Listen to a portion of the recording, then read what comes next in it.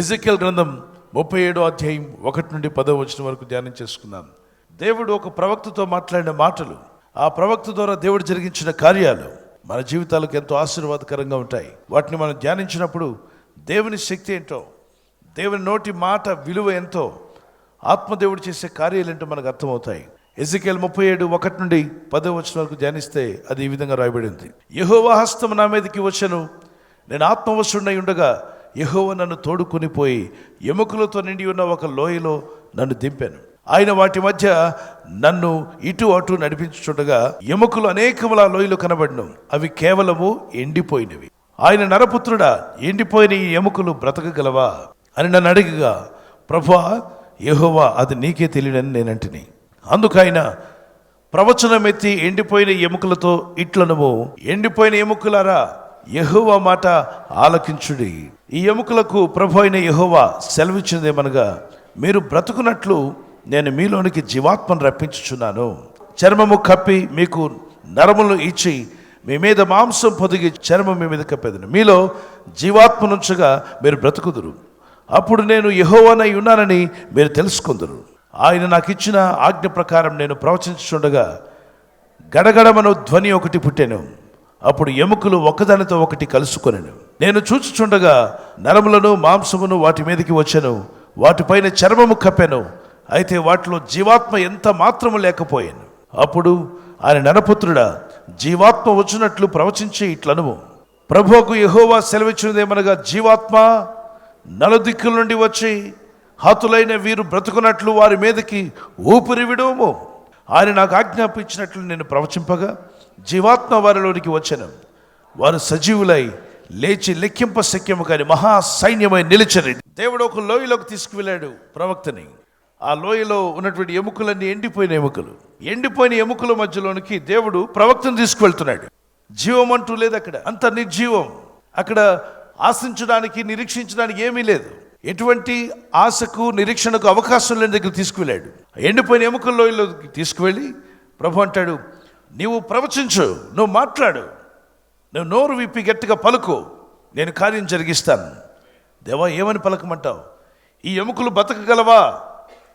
ఈ ఎముకలని సజీవులుగా మారి మనుషులుగా మారే అవకాశం ఉందా అని అడిగితే ప్రవక్త అంటాడు, యెహోవా అది నీకే తెలియను ప్రభా.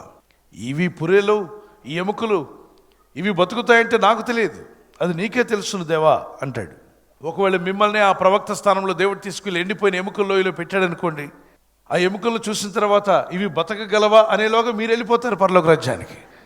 ఏంటి బిడ్డ అప్పుడే వచ్చావంటే, ఆ ఎముకలు ఆ పుర్రెలు చూస్తే నా ప్రాణం ఆగలేదు దేవా, ఇంకా వాటితో ప్రవచించడం నాకెక్కడ, మీటింగ్ పెట్టుకోవడం వాటితో మీటింగా?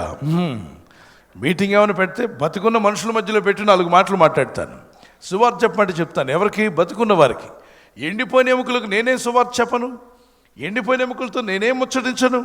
వినడానికి వాటికి చెవులు లేవు, చూడడానికి కళ్ళు లేవు, వాసన చూడడానికి ముక్కు లేదు, నిలబడండి ఆరాధన చేద్దామంటే నిలబడవు. ఎముకలని చెల్లాచెదురై ఉన్నాయి. కాలు ఎముకలు ఒక దగ్గర, చేతి ఎముకలు ఒక దగ్గర, పుర్రెలు ఒక దగ్గర పడవేయబడి ఉన్నాయి. వీటితో నన్నేం సంభాషించమంటావు? నేను నీ ప్రవక్తనైతే అవ్వచ్చు, నీ సేవకునైతే అవ్వచ్చు, బతుకున్న మనుషుల దగ్గర తీసుకువెళ్తే మాట్లాడతాను, కానీ ఏమి లేని దగ్గర తీసుకువెళ్ళి ఇవి బతకగలవా, వీళ్ళు నిలబడతారా, వాక్యం వింటారా, కూర్చుంటారా అంటే, ప్రభా అసలు ఎముకలు చూసినప్పుడే నా గుండె ఆగిపోయింది ప్రభా అని అంటాం.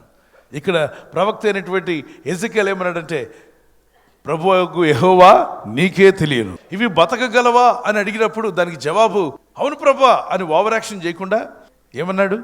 నీకే తెలియను నాయన. ప్రవక్తకి అర్థమైంది, సేవకుడు ఒప్పుకున్నాడు. ఎస్ ప్రభా నాకు ప్రవచనాత్మ ఉంది, నేను మాట్లాడతాను, అవన్నీ బతుకుతాయి అని ఓవర్ యాక్షన్ చేయలేదు. ఏమన్నాడంటే, నీకే తెలియను దేవా, అవి బతకాలన్నా అలాగే ఉండిపోవాలన్నా అది ఎవరి చేతుల్లో ఉంది? నీ చేతుల్లో.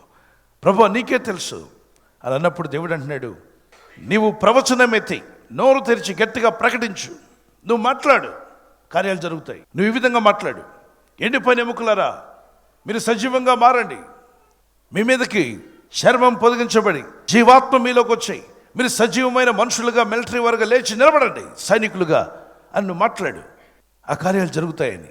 మనతో దేవుడు ఆ మాటలు చెప్తే మనం మాట్లాడలేము. ఎండిపోయిన ఎముకను చూసి ఏం మాట్లాడాలి? చనిపోయిన శవంతోనే మాట్లాడడం చేత, కానీ మనకు ఎండిపోయిన ఎముకలతో మనం ఏం మాట్లాడతాం? కానీ ప్రవక్త అయినటువంటి ఎజెకియెల్ చెప్పిన మాట చేశాడు. ఎండిపోయిన ఎముకలు చూస్తూ దేవుడు చెప్పిన మాట వెంటనే పలికాడు. ఎండిపోయిన ఎముకలారా, మీతో నేను మాట్లాడుతున్నాను, దేవుడు సెలవిస్తున్నాడు, మీరు మనుషులుగా మారిపోవాలి అని చెప్పి ప్రవక్త ప్రవచించడం ప్రారంభించాడు. ప్రవక్త ప్రవచిస్తూ ఉండగా జరిగిందేంటి? ఎముకలన్నీ కూడా ఒక దగ్గరికి చేర్చబడ్డాయి. గడగడా అనే శబ్దం వినబడి ఆ ఎముకలన్నీ ఒక దగ్గరికి వచ్చాయట. వచ్చి అస్థిపింజరాలు నిలబడ్డాయి. అంటే పుర్ర దేనిదో, చెయ్యి దేనిదో, అలాగే ఆ ఎన్నుముక్క దేనిదో, కాలు దేనిదో దూరంగా చెల్లాచెదురుగా పడినవన్నీ వాటికి అవే ఎత్తుకున్నాయట. ఈ ఎముక పక్కన వస్తే, నువ్వు నా ఎముక కాదు, పక్క తప్పుకో అని చెప్పి తన ఎముక దగ్గరికి వెళ్ళిపోయింది. ఆ కాలు దగ్గరికి వస్తే, నువ్వు నా కాలుకు సంబంధించిన వ్యక్తివి కావు, పక్కకు పో అని చెప్పి కరెక్ట్గా ఏ కాలుకు సంబంధించిందో ఆ కాలుకు ఎముకలు అన్నీ కూడా, ఆ పుర్రకు సంబంధించినవన్నీ కూడా ఒక్క దగ్గరికి చేర్చబడ్డాయి. ఒక్కసారి మీరు ఆలోచన చేయండి. జీవాత్మ రమ్ము, ఈ ఎండిన ఎముకలను సజీవమైన మనుషులుగా మార్చమని మీరు ఆజ్ఞాపించినప్పుడు ఎముకల లోయలో ఎముకలు లేచి ఒకదాన్ని ఒకటి వెతుక్కుంటూ, పుర్రె ఒక దగ్గరికి, కాలు ఒక దగ్గరికి, చెయ్యి ఎముకలన్నీ ఒక దగ్గరికి వస్తుంటే మీరు అక్కడ నుండి మీరు అక్కడ కనబడరు. ఏమి నా కుమారుడు పారిపోతున్నామంటే, దేవా ఎముకలు లేచి కదులుతున్నప్పుడు నేను నా జీవితంలో ఎప్పుడు కూడా ఇటువంటి దృశ్యాన్ని చూడలేదు ప్రభా అని. దేవుని బిడ్డలారా, దేవుని మాట సెలవిస్తే ఆశ్చర్యాలు జరుగుతాయి, అద్భుతాలు జరుగుతాయి. అద్భుత కార్యములు జరిగించే దేవుడు మన దేవుడు. ఎండిపోయిన ఎముకలకు చెవులు ఉండవు కదా. ఎండిపోయిన ఎముకలకు చెవులు లేనప్పుడు అవన్నీ ఒక దగ్గరికి ఎలా వస్తాయి? ఆలోచన చేయండి, రావు. మరి ఇక్కడ ఆజ్ఞాపించమని చెప్పింది ఎవరు? దేవుడు. దేవుడు ఆజ్ఞాపిస్తే చెవు లేని దానికి వినబడుతుంది, కాళ్ళు లేని వాటికి కదులుతున్నాయి, చేతులు లేనివి చేస్తున్నాయి, అన్ని కార్యాలు జరుగుతున్నాయి. ఎప్పుడు? దేవుడు పలకగా. దేవుడు పలకమని ఎవరికి చెప్పాడు? సేవకుడికి చెప్పాడు. ఈరోజు ఎండిపోయిన స్థితిలో ఉన్న నీ జీవితం గురించి, నువ్వు ఆర్థికంగా ఎండిపోయినా, ఆత్మీయంగా ఎండిపోయినా, మరి ఆరోగ్య విషయంలో ఎండిపోయి ఉన్నా, నువ్వు ఏ విషయంలో ఎండిపోయి, అయ్యో ప్రభా నా జీవితంలో అసలు పచ్చదనం లేదు, అభివృద్ధి లేదు, ఎటు చూసినా నాకు జీవం లేనటువంటి పరిస్థితి ఏర్పడింది, ఏం చేద్దామన్నా చేయడానికి ఏ పని లేదు, ఏదైనా కార్యక్రమం చేసి ముగిద్దామన్నా నాకు ఆ సామర్థ్యం లేదు దేవా, నా పరిస్థితి అంటే ఎండిపోయినట్టుగా ఉంది. ఇంట్లో ప్రేమానురాగాలు లేవు. ఒకప్పుడు మంచిగా ప్రేమగా ఉండేటువంటి మా కుటుంబం, ప్రేమలో ఎండిపోయిన వారు అనేక మంది, అనురాగంలో ఎండిపోయిన వారు ఎంతోమంది. క్షమించడం అనేది లేకుండా పోయింది. ఎంతసేపు కసుబుసులాడడం తప్ప క్షమించుకోవడం లేదు ఇంట్లో పరిస్థితి. అంటే ఎండిపోయిన ఎముకల లోయ పరిస్థితి చాలామంది ఎదుర్కొంటున్నారు. ఎండిపోయిన ఎముకల స్థితి నీ జీవితంలో ఉంటే అది ఆర్థికంగా కొందరు ఎండిపోతే, కొందరు ఆరోగ్యంగా ఎండిపోయిన వారు, మరికొంతమంది ప్రేమానురాగాలు లేకుండా ఎండిపోయిన వారు, క్షమించడం లేకుండా, సమాధానం లేకుండా, మనశ్శాంతి లేని వ్యక్తి మనశ్శాంతి విషయంలో ఎండిపోయాడని చెప్పాలి. అలాగే నెమ్మది లేని వ్యక్తి నెమ్మది విషయంలో ఎండిపోయాడని చెప్పాలి. ఆర్థికంగా ఏమీ ఖర్చు పెట్టుకోవడానికి కానీ, కుటుంబాన్ని పోషించుకోవడానికి ఏమీ లేకపోతే అతను ఏ విషయంలో ఎండిపోయాడు? ఆర్థికంగా ఎండిపోయాడు. వాక్యం వెంటనే నీవు ఏ విధంగా ఎండిపోయినప్పటికీ ఒకసారి ఆలోచించాయి. దేవుని మాట చేత పట్టుకొని దేవుడు చెప్పినట్టుగా పలుకుతే ఎండిన స్థితి పచ్చని స్థితిగా మారే రోజు రాబోతుంది. 136వ కీర్తన 1-5 వరకు ఆయన అద్భుత కార్యములు చేసే దేవుడు. కీర్తన గ్రంథం 77-14 మహా ఆశ్చర్య కార్యములు చేసే దేవుడు నీ దేవుడు. యోబు గ్రంథం 5-9 ఎవరు లెక్కింపలేని అద్భుతములు చేసేవాడు మన దేవుడు. మత్తయి సువార్త 4:23-24 అద్భుతమైన కార్యములు జరిగించాడు. యోహాను సువార్త 5:1-8 వరకు 38 సంవత్సరాలుగా లేని ఆరోగ్యాన్ని ఒక్క క్షణంలో ప్రభు తీసుకొచ్చాడు. మార్కు సువార్త 5:25-34 వరకు 12 ఏళ్ళగా లేని ఆరోగ్యం ఒక్క క్షణంలో తిరిగి వచ్చింది. లూకా సువార్త 13:13-18 వరకు 16-17 చదువుతుండగా 13వ అధ్యాయంలో 18 సంవత్సరాలుగా వ్యాధిగ్రస్తులైన ఆమెకు ఒక్క క్షణంలో పోయిన ఆరోగ్యం తిరిగి వచ్చేసింది. అద్భుత కార్యం జరిగింది. మార్కు సువార్త 10:47 నుండి ఆఖరి వరకు బర్తిమై అనేటువంటి వ్యక్తికి కళ్ళు అప్పటికప్పుడే తిరిగి వచ్చాయి, దృష్టి లేని వానికి. యోహాను సువార్త 9వ అధ్యాయంలోను, మత్తయి సువార్త 15:22-28 వరకు అమ్మా నీ విశ్వాసం గొప్పది, నీవు కోరినట్టే నీకు జరుగునుగా కానీ ఆమె కుమార్తెను ప్రభు బాగు చేశాడు. మార్కు సువార్త 5:34 కుమారి నీ విశ్వాసం నిన్ను స్వస్థపరుస్తుంది అన్నాడు. చనిపోయిన కుమారుని తీసుకుని వెళ్తున్నప్పుడు తల్లి ఎంతో రోధిస్తూ ఏడుస్తూ ఉండగా లూకా సువార్త 9:9-13 వరకు అమ్మ ఏడవద్దని చెప్పి ఆమె కుమారుణ్ణి తట్టి చిన్నవాడ లెమ్మని చెప్పగా వాని ప్రాణం తిరిగి వచ్చేసింది. లూకా సువార్త 8:50-55 వరకు చిన్నదానా లెమ్ము తల్లి తాకుమి అన్న వెంటనే పోయిన ప్రాణం తిరిగి వచ్చి ఆ బిడ్డ లేచి కూర్చుంది. పోయిన ప్రాణాన్నే తిరిగి ఇవ్వగలిగిన దేవుడు పోయిన ఉద్యోగానికంటే గొప్ప ఉద్యోగం ఇవ్వగలడని నమ్ముతున్న దేవునికి స్తోత్రాలు చెల్లిద్దాం. నువ్వు పోగొట్టుకున్న ప్రమోషన్ కంటే గొప్ప ప్రమోషన్ దేవుడు నీకు ఇవ్వగలడని నమ్ముతే దేవునికి స్తోత్రాలు చెల్లించు. నువ్వు పోగొట్టుకున్న ఆర్థిక విషయాల్లో మళ్ళీ దానికంటే రెట్టింపు ఇస్తాడని నమ్మితే దేవునికి స్తోత్రాలు చెల్లించు. నీకు అవమానం వచ్చి ఉండొచ్చు, కానీ నీ నిందకు ప్రతిగా రెట్టింపు ఘనతను దేవుడు ఇచ్చే రోజు రాబోతుంది. ఈ సంవత్సరం నువ్వు ఏదైతే పోగొట్టుకున్నావో, ఈ సంవత్సరం వరకు, ఈ 2016 దాటేంత వరకు ఏదైనా పోగొట్టుకుని ఉంటే ప్రభుని గట్టిగా పట్టుకో, వాక్యాన్ని నమ్ము, విశ్వాసంతో దేవుడు పలకమన్న మాటలు పలకడం ప్రారంభించు, ప్రార్థనలో కనిపెట్టు. నీవు పోగొట్టుకున్నవన్నీ కూడా, ఎండిపోయిన స్థితి అంతా కూడా సజీవమైన స్థితిగా రాబోతుంది. జీవం పొందబోతున్నావు, రెండంతలుగా పొందుకునే రోజు రాబోతుంది. అది ఆర్థిక విషయాల్లో రెట్టింపు ఆశీర్వాదము, ఆరోగ్య విషయంలో రెట్టింపు ఆరోగ్యం, అలాగనే కుటుంబంలో ప్రతి విషయంలో కూడా రెట్టింపునివ్వగల శక్తిమంతుడు నీ దేవుడు, రెట్టింపునివ్వగల శక్తిమంతుడు. నువ్వు ఎండిపోయిన స్థితిలో ఉండాల్సిన అవసరం లేదు. నువ్వు నమ్ముకున్న దేవుడు ఎండిపోయిన వాడు కాదు, ఆయన నోరు లేనివాడు కాదు, చెవులు లేనివాడు కాదు, ఆయన సజీవుడు. నీవు యేసునందు విశ్వాసం ఉంచగలిగితే సజీవమైన వ్యక్తిగా నిన్ను వాడుకోబోతున్నాడు దేవుడు. నీ కుటుంబంలో ఉన్న ఎండిపోయిన స్థితి తొలగిపోతుంది యేసు నామములో, అంతే. ఆ జీవస్థితి నీ కుటుంబంలోకి వచ్చునుగాక. మరి ప్రవక్త చెప్పిన వెంటనే ఎముకలు లేచి నిలబడ్డాయి. చర్మం రమ్మని ఆజ్ఞాపిస్తే చర్మం వచ్చేసింది. ఎముకలారా మీరు మనుషులుగా మారిన ఒక దగ్గరికి రమ్మని ఆజ్ఞాపిస్తే ఎండిపోయిన ఎముకలు లేచి నిలబడ్డాయి. నెక్స్ట్ నరములు పొదుగబడి చర్మము దాని మీద కప్పబడునుగాక అంటే వెంటనే చర్మం కప్పబడిందట. ఇదంతా మాట సెలవివ్వగానే జరిగింది. నేను అనుకుంటున్నాను మీరే ఆ స్థలంలో ఉండి ఎజెకియల్ ప్రవక్తలాగా మాట్లాడుతుంటే ఇలా జరుగుతూ ఉంటే నాకు తెలుసు మీరు అక్కడ ఉండరు, పరుగులు తీయడం ప్రారంభిస్తారు. ఎందుకంటే జీవితంలో ఎప్పుడు కని విని ఎరుగని కార్యాలు మీ కంటి ముందు జరుగుతున్నాయి. 3D కాదు, 4D కాదు, 100D కాదు, అద్భుతమైన D జరిగిపోతుంది. దేవునికి స్తోత్రం కలుగును గాక.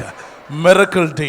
God can do any wonderful things in our lifes. ఆ తర్వాత వాళ్ళు అలాగే ఉండకుండా వారికి వస్త్రాలు తొలగించబడి అప్పటికప్పుడే ఎండిపోయిన ఎముకలన్నీ కూడా సజీవమైన మనుషులుగా మారి సైనికులుగా మార్చబడ్డారంట. They become a great army.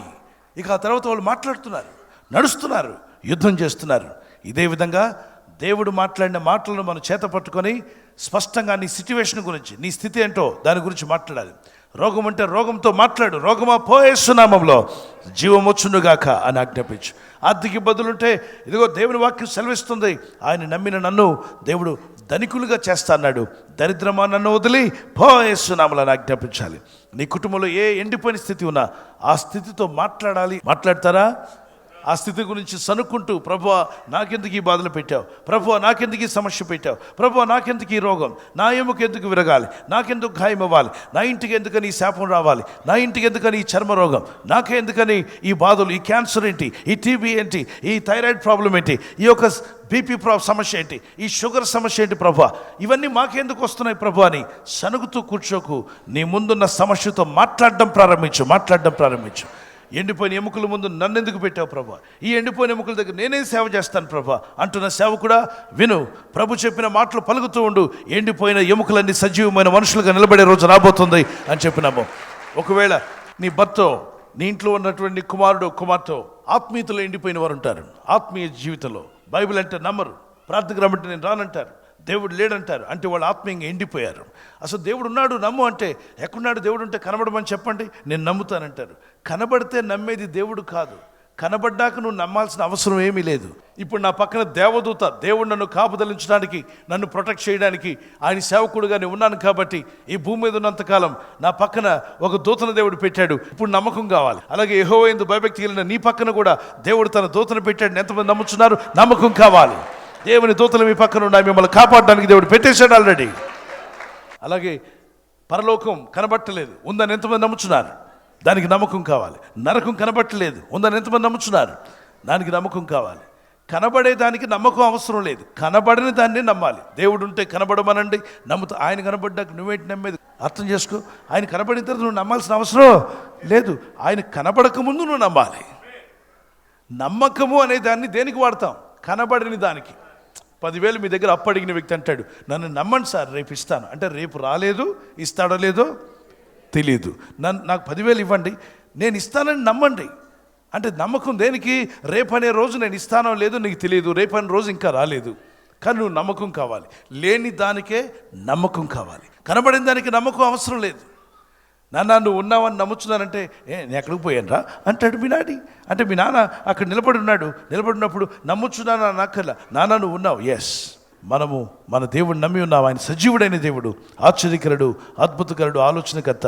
ఎండిపోయిన నీ జీవితాన్ని చిగురించే జీవితంగా మార్చగల శక్తిమంతుడు. ఎండిపోయిన నీ ఇంట్లో ఉన్న స్థితిని ఆ పచ్చదనానికి తీసుకుని రాగలడు.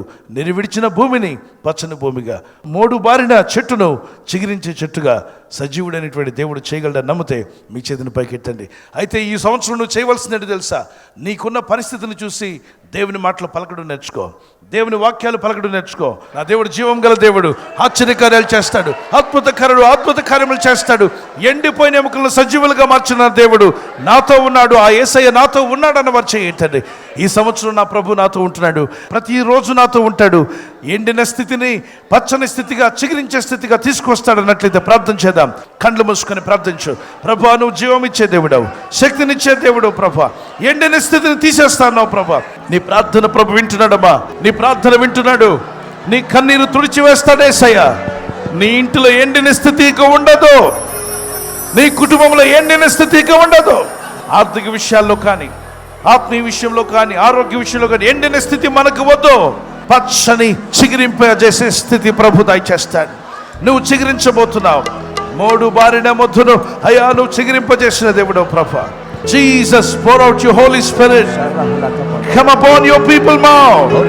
Fill with your presence. Receive the life in Jesus' name. Every dry bone must be alive. ఎండిపోయిన ఎముకలు సజీవంగా మారాలి.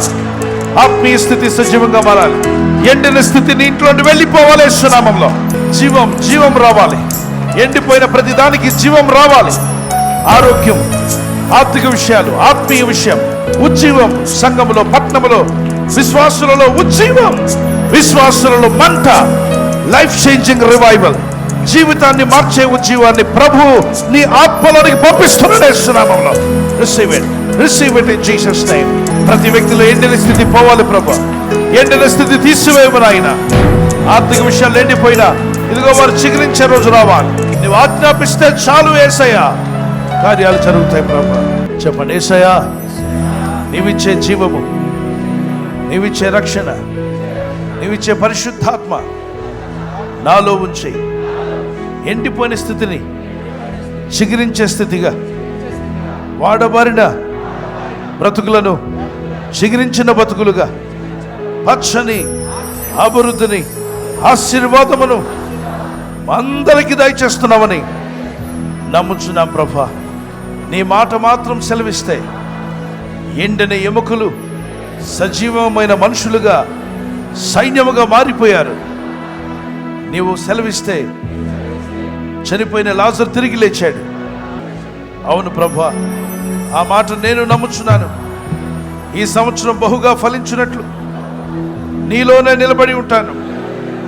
నీలో నిలిచి ఉండేవారు బహుగా ఫలిస్తారని వాగ్దానం చేసిన యేసయ్య, నా జీవితానికి వాగ్దానం చాలు ప్రభువా. నీలో నిలిచి ఉన్న వారందరూ బహుగా ఫలిస్తారు నాయనా. Thank you Jesus. నీ ప్రజలను తాకండి, బలపరచండి. ఎండిన స్థితిని తీసివేసి నూతన ఆత్మను, నూతన బలమును, కృపను దయచేసి వీరిని చిగురింప చేయమని యేసుక్రీస్తు పరిశుద్ధ నామములో అడుగుచున్నాను నా పరలోకపు తండ్రి. ఆమేన్.